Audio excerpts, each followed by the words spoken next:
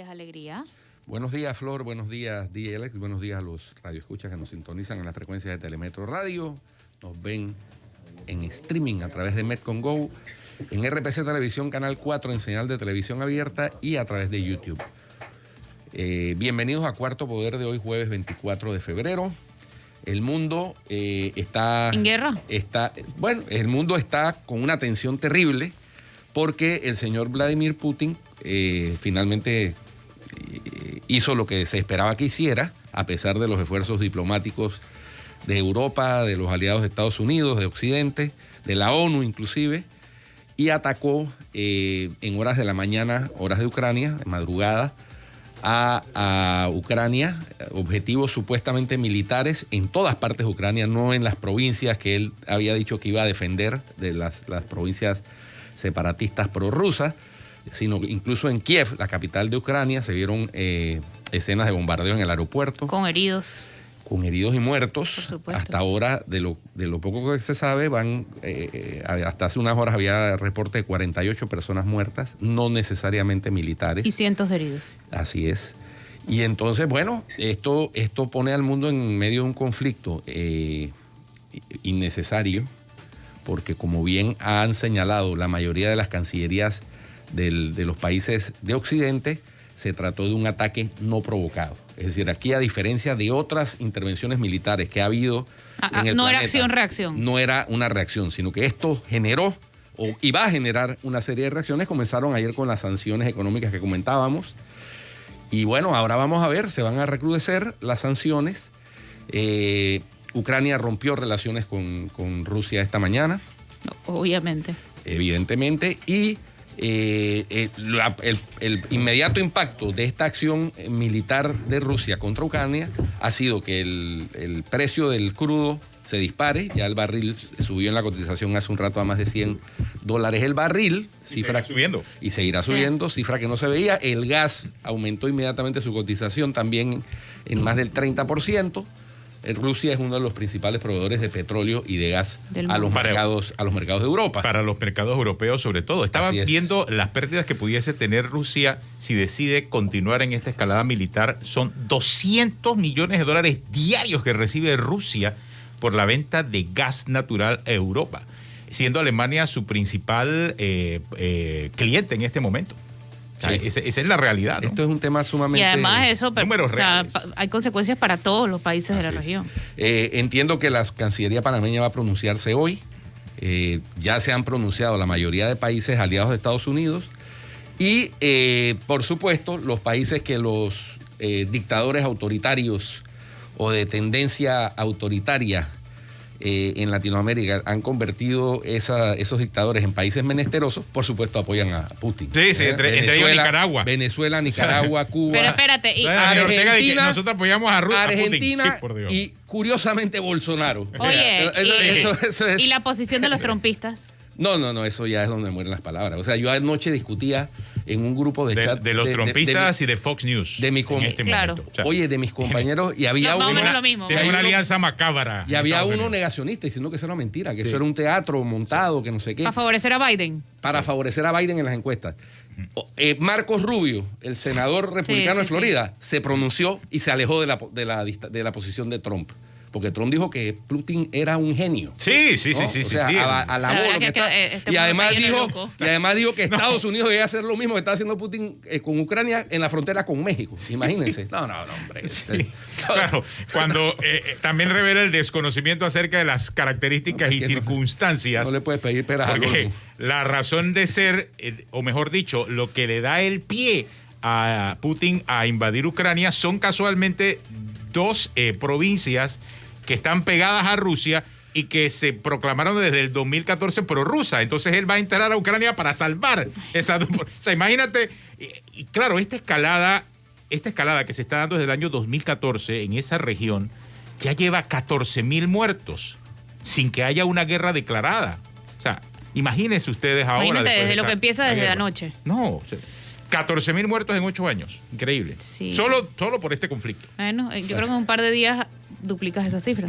Vamos a tener que Pasando estar- al plano el mundo local, hay que estar Guido. muy pendiente de esto, porque esto realmente, o sea, Puede ser otra guerra mundial. puede ser el inicio de una conflagración mundial. Y eso que Ojalá decían no que lo sea. la pandemia nos iba a unir. No, No. la De pandemia verdad yo no que resulta conozco más de irónico, 3 personas que las hayan mejorado, la Sí, verdad. de verdad que qué irónico. O sea, de verdad. Qué irónico, qué irónico. qué Increíble. irónico. Oye, muy Increíble, bueno hoy gracias. el segmento Rompamos el Silencio, disculpa, antes de entrar en el plano nacional, porque yo creo que llevaste en el segmento a una realidad que está afectando a muchas personas en Panamá y en el mundo, y son los libros de autoayuda, que pueden terminar de enredar a mucha gente. Tienen que tener cuidado con los libros de autoayuda. Creo que ese mensaje que enviaste hoy, Flor, muy potente en Rompamos el Silencio. Sí, bueno, y con Rogelio Moreno, que es un que es un especialista. psiquiatra, además con mucha Es que facilidad de comunicación. la gente termina tergiversando la necesidad de poder solucionar un problema emocional que tengan buscando un libro de autoayuda. No, y las terminan enredándose circunstancias más. son totalmente distintas Claro. de cada persona, Oye, y entonces el libro de autoayuda es muy general. Y antes de que Flor introduzca el tema que querías, un parentecito. Lean, les recomiendo a todos leer el artículo del historiador Alfredo Castillero Calvo, hoy en la sección de opinión del diario La Prensa. Para que vean. Ya él había enviado un avance. Así acerca es, de- Sí, para sí. que vean de lo que estamos hablando con esa ley. Sí, muy bien. O proyecto de ley aprobado en tercer debate que regula el ejercicio de la profesión de historiador. Correcto. Bueno, la niña 8 años, por favor. No, yo todavía estoy. Yo tengo un O sabor. sea, aquí lo o sea, tocamos ayer, pero ahora No. sabemos que el agresor está preso desde diciembre. Eso significa que esa niña, las autoridades tenían conocimiento de este embarazo desde diciembre. ¿Por qué no la hicieron abortar? Mira, ahí hay. La ley ahí la hay- protege, Flor. La y pudiera ley hacer la todavía, protege. lo pudieran hacer todavía. Sí, sí. No, No, pero hay- es que ahora ya la ayuda que han manifestado es para que tenga el niño. Sí, O sea, exacto. es que no O sé. sea, Eso es- digo, o sea, pero todavía pudieran. Es una niña de 8 años teniendo un niño. O sea, Mira, exacto. Yo esta mañana pensaba, yo tengo una hija de 7 y yo solamente veía, o sea, un niño de Es 7 años desgarrador. todavía tiene Además, muñecas. Además, quién sabe cuántas veces había sido abusada antes No, de quedar embarazada. entiendo que Es desde los 6 años. Imagínate. Y No, que no, la no, niña es que- fue por atención porque le dijo a la tía que algo se le movía en la barriguita. imagínate. Imagínate eso. O sea, de verdad es una cosa desgarradora. Una niña de 7 años todavía va a la cama de los padres cuando tiene miedo. Todavía se cae de la cama. Todavía cuando se cae y se raspa, llora. Todavía no puede hacerse el desayuno sola. O sea, es una cosa loca. Todavía no lee fluido. Todavía no lee fluido. O sea, ¿de qué estamos hablando? Sí. Todavía hay que ayudarla a bañarse o vestirse de alguna cosa. Es una niña. Es una niña, Es un no pequeño, está lista es un para niño. ser mamá, pero además pone en peligro su vida Y la del, y la del bebé, pero la de ella Es también. decir, ahí están configuradas las causales de exclusión que el Código Penal establece para que se pueda dar el aborto. Pero además, La razón fue la ley la la razón fue el protege. tiempo. No, Sí. la razón fue el tiempo de gestación en el momento en que se dieron cuenta de la situación. Lo que me dijeron a mí ayer es que tenía 24 semanas y la ley establece 22 para interrumpir en el No, embarazo. en este momento tiene 24 semanas. Desde diciembre está preso su Por eso, agresor. en este momento tiene 24. En el momento que la identificaron, no, en el momento que la identificaron me dijeron a mí que tenían 24 No, porque ya semanas. hubiera parido. Sí. Es lo que Ya hubiera me informaron. parido, si es así. O sea, el agresor está preso desde el 20 y pico de diciembre. Si eran 24 semanas, que esos son 6 meses, estamos llegando a marzo, ya esa niña tendría 8 meses y pico, ya hubiera parido. En este momento tiene 24, entiendo. Bueno, esa fue la razón que O sea, yo se dijo por la cual no se interrumpió el embarazo. No Esa es sé, la pero razón. yo, aunque tenga 24 en este momento, de verdad yo le haría eso Yo a esa también, niña, porque esa niña no puede. O sea, en este momento tiene menos peligro de abortar que tener el bebé, y para el bebé también es un riesgo enorme. Es que es muy grande decir que sí, la vamos a acompañar. ¿La vamos a acompañar a quién? ¿Y a qué? Acompañar a parir. Exacto. Es que yo quiero ver quién le va a dar la leche a esa niña después, porque esa niña del cuerpo no le va a dar para leche, no tiene ni tetitas, no tiene. Flor, imaginémonos el peor escenario, porque es que es lo que hay que hacer en esto acá, que mueran los dos en el intento de embarazo. Claro. ¿Quién va a Ojalá que no cargar ocurra. con esa responsabilidad de Claro. conciencia? Ojalá que no ocurra. Pero ¿No? ojalá que no, Hombre, pero, ojalá pero, no, pero- claro, pero claro que es una posibilidad. Pero mira, supuesto. la niña está marcada de por sí por la violación, mucho más marcada por el embarazo en su vida. O sea, eso la va a marcar hasta que tenga 90 años, que ojalá los viva. Pero tenerlo El tenerlo doctor- tenerlo cercena a su futuro. El doctor Roda nos planteaba como una cuestión médica los cambios que se producen en una mujer adulta cuando está embarazada. Ahora imagínate en una niña cuyo cuerpo no está preparado ni desarrollado para eso. Yo me imagino a esa niña Hombre. en la sala de maternidad de Santo Tomás. Y alejemos esta discusión, insisto, de la religión.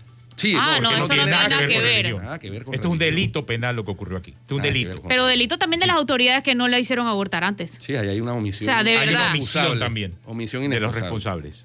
Sí. Porque si lo que tú me estás diciendo es real, la información que yo tengo es que supuestamente por una diferencia de 2 meses no se había interrumpido el embarazo. Por 2 meses de diferencia, yo también la cuestioné.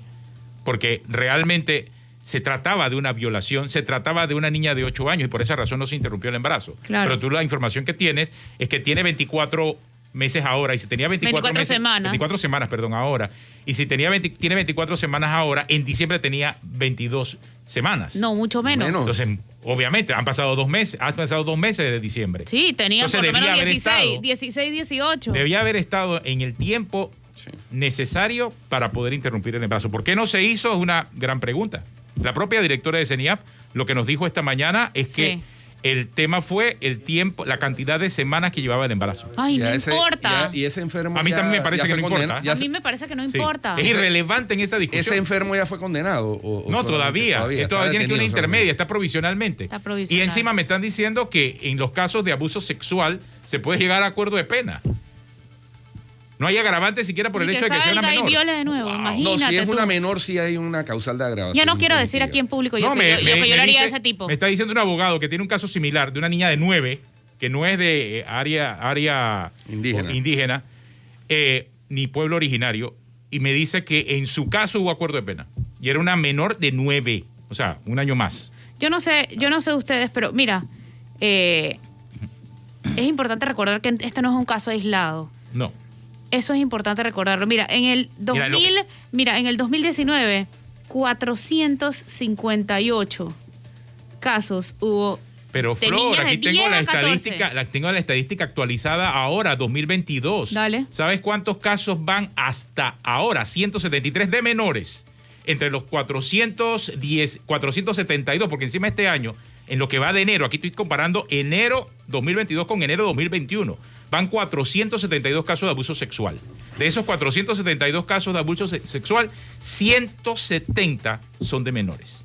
O sea, estamos hablando que 3 de cada 10 casos son de menores. ¿Cuántos por O día? sea, por favor, saca la cuenta. En el caso de menores, más de 5 por día. Exacto. Más de 5 por Oye, día. Oye, el esto es- registro- esto es una el locura, registro de- pero entonces no tienes ley de Esto salud es el sexual. Ministerio Público, No hay ¿ah? ley de salud Ministerio sexual. Público. ¿Y el registro de violadores? Tampoco. Bueno, y es información del Ministerio Público aquí, acabé de sacarla hace poquito. Sí. O sea, de verdad que es una tragedia por donde lo mires. ¿Dónde está la educación sexual? En esto- Porque la gente dice, es verdad, la educación sexual no va a hacer que haya menos violadores. Claro que no va a haber que haya menos violadores. Por supuesto, Pero un violador no protege a la cambia con una menor. ley de educación sexual. Pero la niña va a tener el derecho y va a tener el conocimiento suficiente para denunciar Exacto, si algo para pasa. saber qué está pasando. Porque Así aquí es. toda la estadística indica que siempre hay un familiar, alguien conocido al menor que abusa de él. Claro, es Ese su es, entorno. eso es Generalmente es de su entorno. El primo, el tío, el papá, justamente. O sea, no. O el amigo de la familia. Exacto, pero gente allegada. No sé, esto me parece una tragedia enorme, que no es primera vez que pasa, pero digamos que ha conmocionado a mucha gente. El tema es que si no sigue habiendo indignación, si esta indignación se acaba en 2 días, tampoco va a pasar nada. Hay que seguir pendiente. Sí, porque ¿Te acuerdas no es de el la de único 11 caso. años? Sí, claro. De la de 11 años, esa niña tuvo el bebé y por ahí hay buenos samaritanos regalándole que si leche, que si no sé qué, pero Es nadie que- está asumiendo la maternidad, no, o sea, la no, leche no, es no es lo de menos, pero no Sí, es todo. Es que criar a un hijo por parte de una madre en esas condiciones conlleva una serie de responsabilidades, de acciones, de todo, que con ayudarla no Esa basta, historia de no nosotros basta. estamos siguiendo qué, o sea, Sí. y apoyando a quién, porque aquí estás hablando de una niña teniendo un niño. Esa niña necesita amor, necesita acompañamiento. Eso no se lo va a dar el Estado, como ha anunciado que lo hará. No. O sea, el Estado no le va a dar nada de lo que necesita esa niña, solo cosas materiales. Y cosas materiales es lo último que necesita una mamá de 8 años para crear un niño. Es que ahí la principal responsabilidad del Estado, honestamente, era tomar acción e interrumpir el embarazo. Todavía pueden. Sí.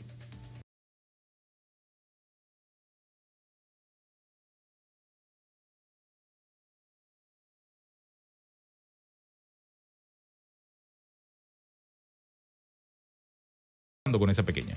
Sí. No. Le van a truncar la vida, más de lo que ya la tiene. Más de lo que ya. Tenaz.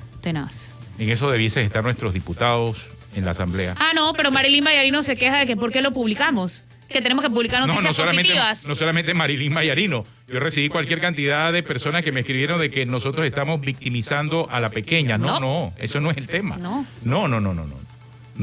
O de la manera en que se publicó. No, es que había que hacerlo, había que presentar la denuncia. Mira, yo creo en eso de la revictimización, cuando se publica el nombre, dónde vive, todo eso. Pero de resto no creo en eso. Y te voy a decir, era importante crear esta indignación. Aquí se ha protegido la identidad de la menor. Por supuesto. No conozco a nadie que haya publicado el nombre, y eso que hay bastantes irresponsables. No, ni siquiera se ha publicado el del violador. Ni siquiera se ha publicado el del violador. Que ese sí lo asoliaría, pero es que hasta no más, te digo.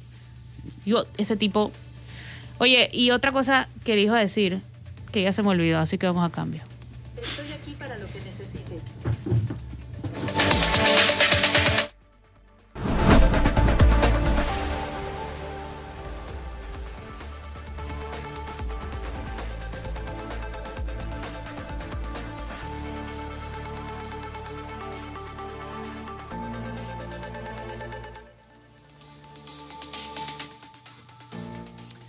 Continuamos aquí en Cuarto Poder. A las 8:26 vamos a conversar con nuestro invitado de esta mañana, José Ugaz, ex procurador de Perú y también expresidente de Transparencia Internacional, que hemos estado hablando todos estos días de los temas de clientelismo. José, gracias por acompañarnos aquí en Cuarto Poder. En el caso peruano, por lo menos tú que viviste de cerca ese proceso de transición, porque recordamos cuando tú te enfrentaste a la realidad de la historia peruana, había un momento en donde las cosas debían cambiar. O sea, tú llegaste quizás en el momento preciso para poder liderizar un cambio de pensamiento en el pueblo peruano, para poder salir de esa dictadura de Alberto Fujimori y entrar en un nuevo proceso democrático. ¿Qué se hizo en ese momento en Perú para poder lograr esos cambios? Y eso te lo digo en función de tu libro, Caiga quien caiga, que quizás acá en Panamá estamos en una situación muy similar ya desde hace muchos años, pero ¿qué fue lo que ¿Qué determinó el cambio? ¿Qué determinó ese cambio para poder entrar en ese Caiga quien caiga? Muy buenos días y gracias por la invitación.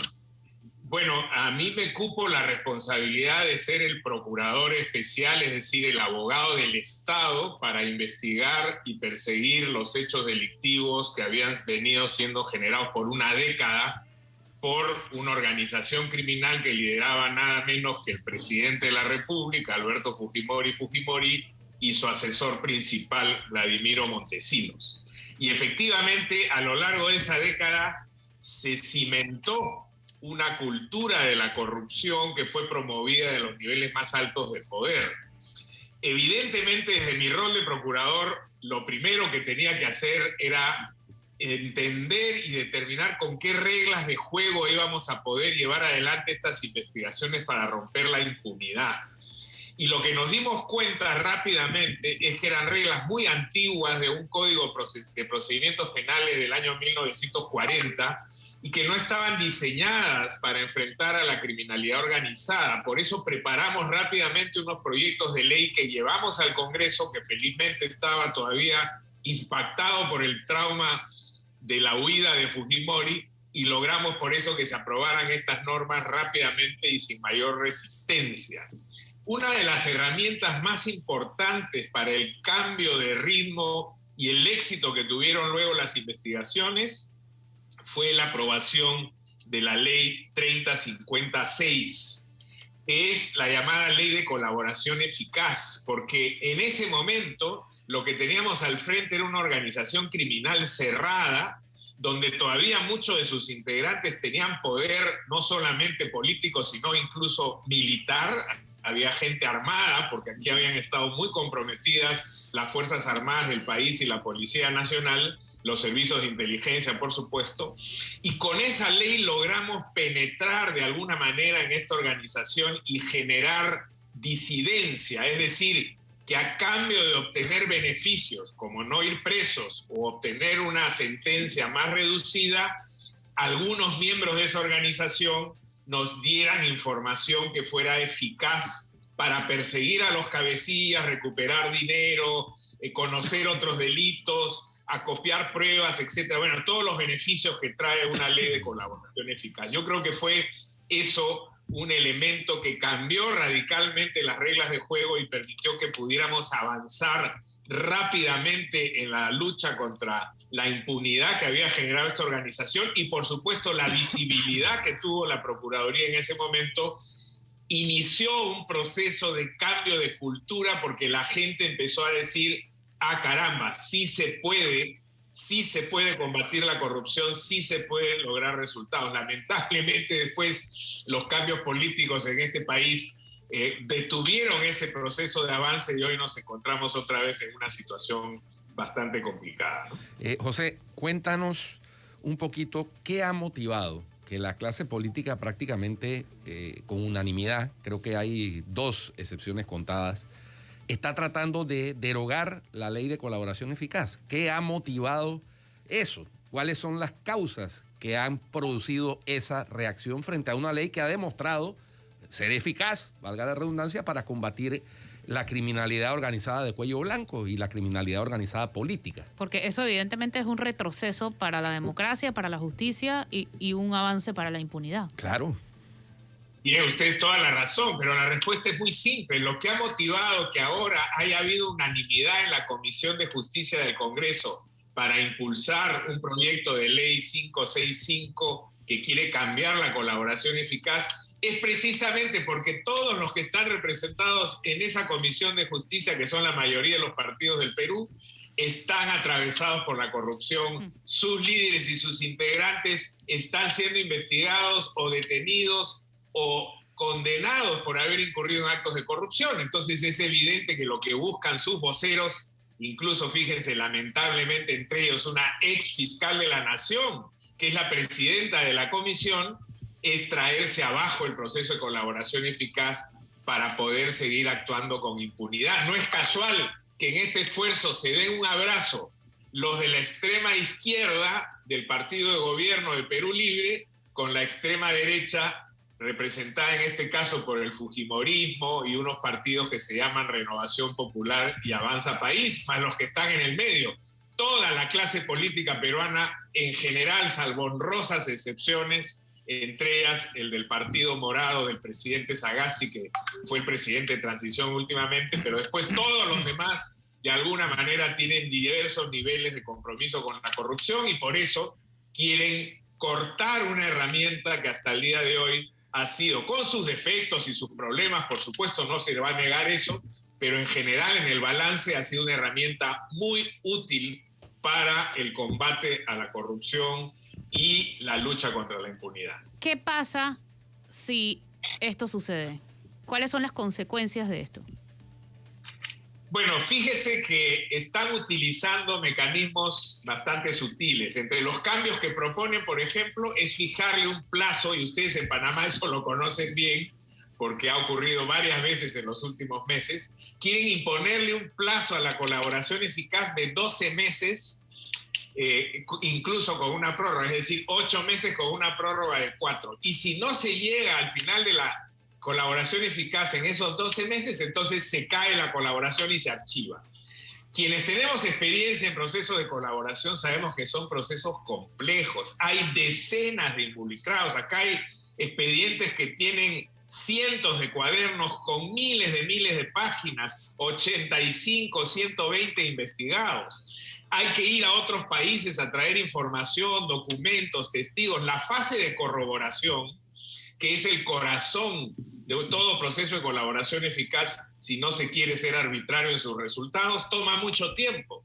Y sabemos que ponerle un plazo de 12 meses o 16 en el caso del crimen organizado, como dice el proyecto, es extenderle su partida de función a la colaboración, porque en ningún caso relevante va a cumplir con esos plazos. Fíjese, solamente en el caso Lava Jato ya llevamos 4 años y todavía estamos recién entrando a juicio con varios procesos de colaboración muy relevantes. Entonces es una forma indirecta de bajarle la llanta a la herramienta y decir no queremos que funcione. Ustedes en Panamá han tenido casos que se han archivado porque finalmente la Corte ha declarado que se han vencido los plazos. Ese formalismo extremo, cuando es utilizado perniciosamente, se convierte en una herramienta de impunidad. Por supuesto, hay que buscar que los procesos no se dilaten eternamente, que se cumpla con las garantías del debido proceso legal, pero hay que ser realistas. Yo lo que decía es, en vez de perder su tiempo vergonzosamente en esta unanimidad la Comisión de Justicia,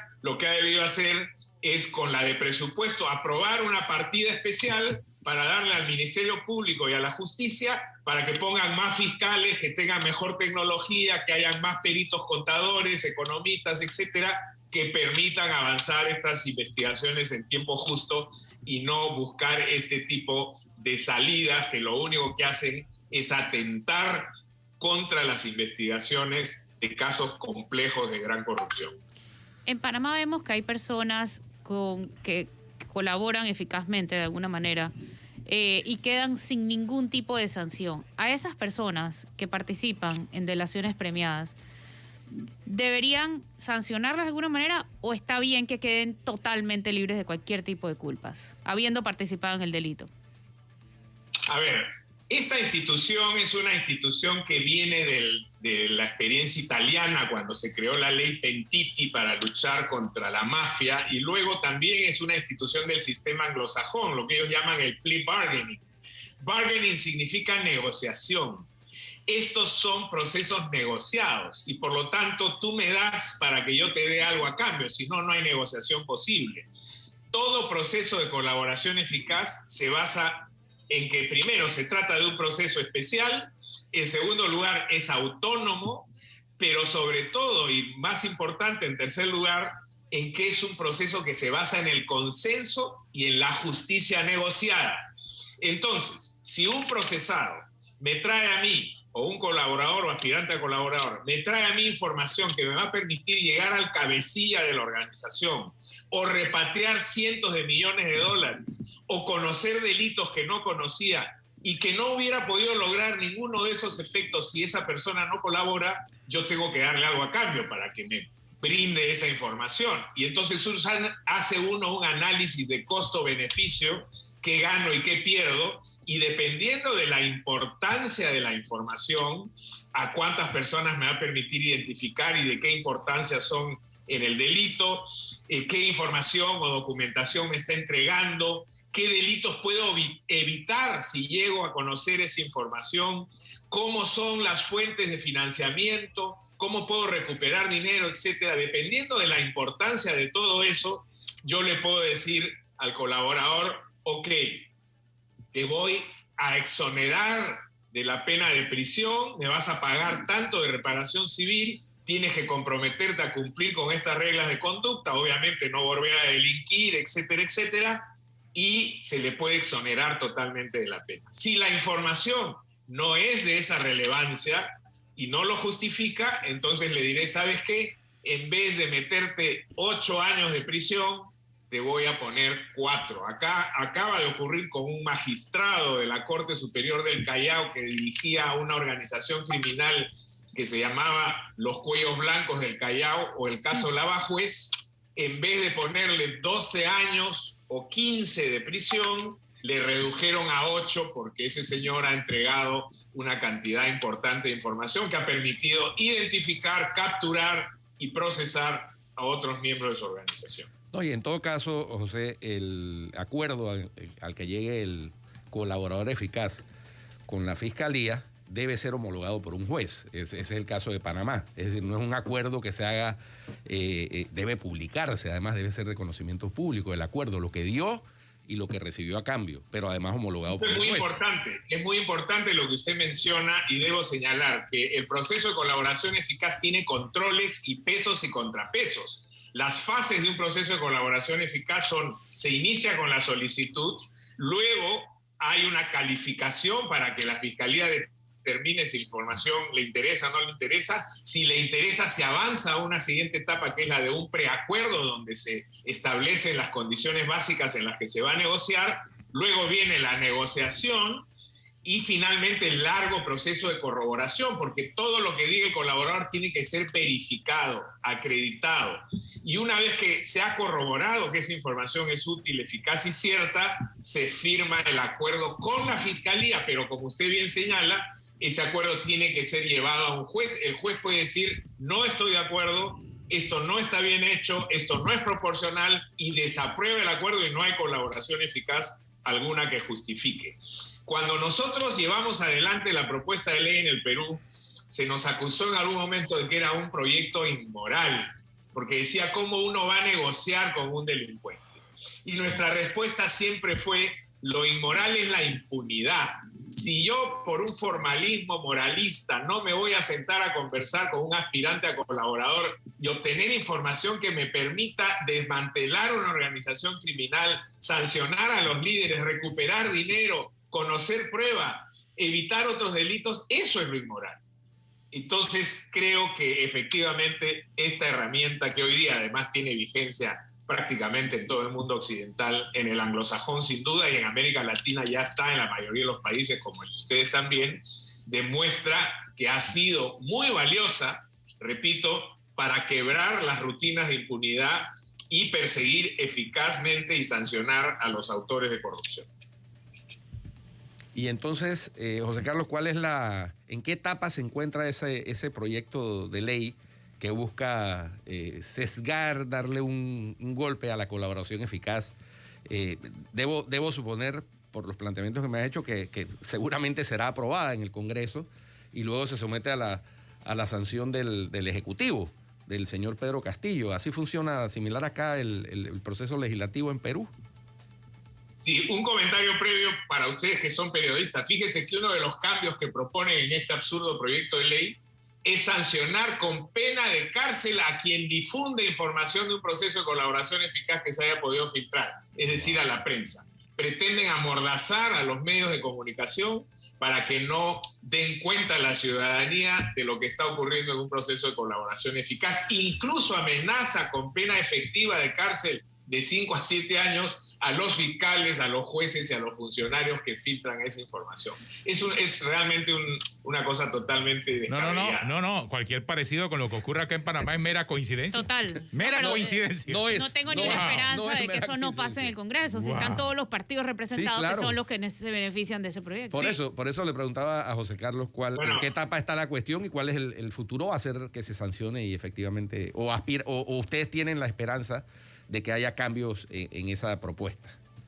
Ustedes y yo sabemos que los corruptos tienen poca imaginación, por eso no es casual que copien y plagien aquí y allá y todos estemos viviendo situaciones parecidas. Yo creo que el proyecto va a ser aprobado, lo van a llevar, ahora que ya fue aprobado en la Comisión de Justicia, lo van a llevar al Pleno del Congreso, donde tendría que ser aprobado. Creo que va a ser aprobado, por mayoría por lo menos, y de ahí lo van a enviar al gobierno, y el gobierno, por supuesto, con todos los escándalos de corrupción, este nuevo gobierno de 7 meses seguramente va a hacer todo lo posible para aprobarlo. Primero, creo que va a haber una reacción que ya empezó ciudadana muy fuerte, hay una corriente de opinión muy grande, todos los medios de comunicación y los actores sociales, organizaciones de la sociedad civil, estamos clara y militantemente actuando en contra de este proyecto, y esperemos que eso sirva como contención. Claro, pero si no pasara, nos queda finalmente la posibilidad de que el Ministerio Público o el Poder Judicial planteen una acción ante el Tribunal Constitucional y que el Tribunal Constitucional declare que esta norma no es acorde con la Constitución porque limita la libertad de expresión y atenta contra la eficacia en los procesos penales que buscan combatir la corrupción, que es uno de los objetivos del Estado. Eso mismo Tengamos que ir al Tribunal Constitucional y que se resuelva solamente por presión ciudadana, como ha ocurrido con varios otros temas. Eso mismo quería preguntarte, José. Ese balance de poder, ¿cómo está en Perú? Porque eso puede ser el fiel de la balanza. En el caso panameño tenemos problemas serios con el balance de poder. Pero cuéntanos allá en Perú si existe esa posibilidad, si existe ese contrapeso. ¿Tienen esperanza real en que cuando llegue eso allá arriba se mejore, se corrija o no? Mira lo que dice acerca del Ejecutivo. Digo, hay una componente, Ejecutivo, Legislativo, pero que el órgano judicial ¿Y qué pasa establece... con el judicial? Exactamente, ese contrapeso en Perú, ¿se nota, se ve, se puede haber cambio? Miren, la clase política en este país, a raíz de las últimas elecciones, está dividida radicalmente en un pequeño grupo que apoya al gobierno y en una oposición que está con mayoría en el Congreso. Y se pelean por todo. Todo es motivo de denuncias, acusaciones. Ya le han tumbado 3 gabinetes al Poder Ejecutivo desde el Congreso, le han cambiado 20 y tantos ministros solamente en 7 meses. Esto es casi una locura. Pero curiosamente, el único tema en el que están todos de acuerdo, se abrazan, se agarran de la mano, aplauden juntos cuando logran la votación, es en el tema de la corrupción. Claro, porque los afecta exactamente igual a todos. Claro. Una Tienen pregunta. un cordón umbilical que los une, que es el cordón umbilical de la corrupción, más allá de sus diferencias ideológicas y de otra naturaleza. Pero no nos dijiste cómo está el órgano, el Poder Judicial en Perú. ¿Hay esperanza o no hay esperanza? Porque es que acá en Panamá no tenemos mucha esperanza. No, por supuesto que en el Perú el Poder Judicial y el Ministerio Público están jugando un papel muy positivo. Tienen, por supuesto, errores y excesos, como ocurre cuando hay seres humanos de por medio, pero en el balance yo diría que el Poder Judicial y el Ministerio Público, es decir, la Fiscalía y la Procuraduría, vienen jugando un papel destacadísimo en la vanguardia de la lucha contra la corrupción. Todos los expresidentes, desde Fujimori para acá, menos los 2 de transición que han sido honestos, todos los demás han sido condenados, como Fujimori, que está en prisión todavía, están detenidos como está por ejemplo Kuczynski con arresto domiciliario, Humala ha estado detenido, el caso de Alan García, que por no ir a prisión se quitó la vida, y el caso de Toledo, que está en Estados Unidos esperando ser extraditado. Entonces, la justicia ha podido sentar en el banquillo de los acusados a todos los actores relevantes de la corrupción. Por supuesto, tiene sus bemoles, pero en general, a diferencia de Panamá, en el Perú la justicia viene cumpliendo un rol. Entonces, gran diferencia. Aquí nadie nos defiende. Como dice Ernesto Cedeño, en Dios hay esperanza en Perú, por lo menos. Exactamente. Porque en Panamá no hay esperanza. En Panamá no hay pie de balanza. Yo tengo una pregunta sobre el fuero penal electoral. En Panamá, el fuero penal electoral es usado como blindaje por los políticos investigados. Tienen fuero penal electoral por cualquier elección interna en sus partidos, además de otras condiciones. Aunque ellos no estén compitiendo. Si son directivos del partido tienen amparados. un fuero penal electoral que los ampara en sus casos penales. Entonces todo el mundo ahora quiere ser directivo o correr para cualquier bobada que ni siquiera quieren, solamente lo quieren para eso. ¿Cómo funciona este tema en Perú? Porque entiendo que en Panamá es de los pocos países donde todavía hay fuero penal electoral. Y nuevamente pasa lo mismo que está pasando allá. Los políticos se niegan a eliminarla de la ley. Aquí hay reformas electorales cada 5 años y en ninguna la han querido quitar, porque obviamente los beneficia a ellos en caso de una investigación penal posterior. Bueno, aquí también ha existido, por supuesto, la inmunidad electoral para los congresistas y los altos dignatarios. No son pasibles de ser llevados a la justicia. Incluso hay un debate ahora si el presidente actual de la República puede o no ser investigado por el Ministerio Público. No condenado o procesado judicialmente, pero investigado, porque tenemos un presidente con 7 meses de gobierno y 3 investigaciones penales o 3 denuncias penales en su contra. En el último referéndum que llevó adelante el expresidente Vizcarra, de ingrata recordación porque terminó también acusado de corrupción y va a tener que enfrentar esos cargos, se eliminó la inmunidad para los parlamentarios y este privilegio que se había convertido más que inmunidad en impunidad hoy día no tiene más vigencia. Y creo que efectivamente es una institución que es obsoleta porque fue creada para evitar la persecución política de los opositores y hoy día eso en realidad hay otros controles y otras formas de evitarlo. Por lo tanto, es una institución arcaica y absolutamente perniciosa que lo único que hace es fomentar la impunidad y el descaro. Si algo no tienen nuestros políticos es vergüenza.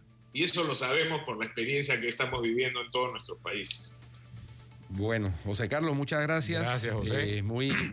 Siempre invitado. Recuerden que nosotros inauguramos Cuarto Poder el 14 de septiembre de 2020 con José Carlos Ugaz como invitado. Así que hoy... pero nos ha dejado tremendo mensaje. Sí. Por su experiencia como procurador de Perú, como expresidente de Transparencia Internacional, Miren, más allá de las discusiones que pueda haber entre políticos sobre si son corruptos o no corruptos, si aquí se fortalece ese poder judicial, si se fortalece y si encontramos un fiel de la balanza, un contrapeso entre el presidencialismo excesivo y el clientelismo de parte de todos los partidos políticos, creo que podemos por lo menos avanzar en algo. Miren el caso de Perú, Sí. hay esa esperanza. En el caso nuestro, ¿cuál es la esperanza que tenemos de todas las denuncias que tenemos con relación a todos los casos que se Bueno, presentan? A mí me da La gente envidia dice que Perú. no, pero eso cuando llega a la presidencia lo van a vetar. ¿Van a Está- vetar qué si son parte de? Exacto. ¿Cómo se va a vetar? Por ejemplo. La esperanza está leve, pero está en la nueva composición de la Corte Suprema de Justicia con 5 mujeres.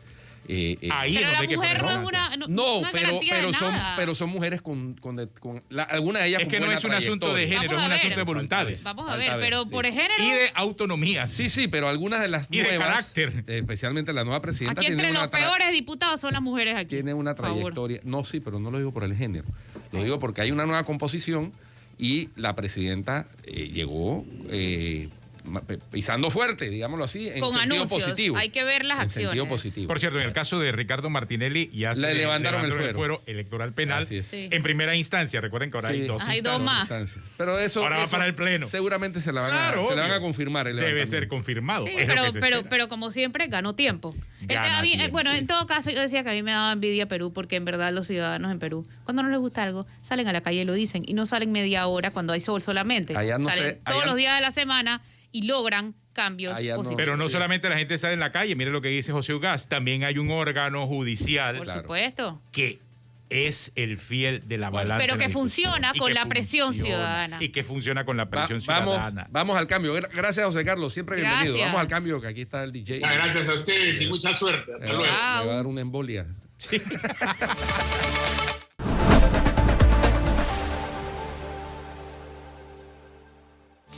Hoy venimos primero con los saluditos a cargo de Flor Misrachi Ángel.